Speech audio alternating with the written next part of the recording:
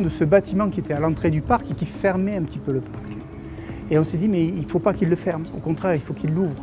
Donc on a surélevé ce bâtiment, on l'a positionné au niveau de la canopée des arbres. Donc on a travaillé une façade en 3 dimensions, très légère parce qu'on voulait de la transparence. Donc on l'a travaillé en toile, tendue, et ce qui nous a permis de donner une particularité donc à ce bâtiment, lui donner son image, qui aujourd'hui est très forte parce que les gens le reconnaissent, et d'avoir quelque chose qui est assez fermé de l'extérieur, donc on ne voit pas trop la transparence.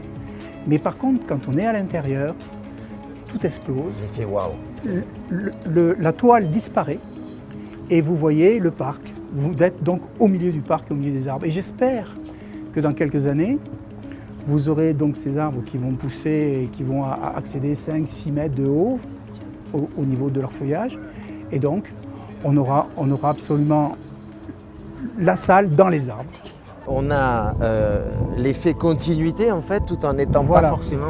On a 2 façades, alors là c'est un petit peu plus technique, c'est qu'on a 2 façades ensoleillées qu'il fallait protéger, puisque le restaurant est utilisé entre midi et 2, donc c'est un peu particulier. Donc on a protégé ces 2 façades ensoleillées par de la toile tendue en 3 dimensions. Et évidemment, il restait les autres façades. Et donc, on a redessiné en 2 dimensions le dessin de la 3D pour avoir une continuité de graphisme sur le restaurant.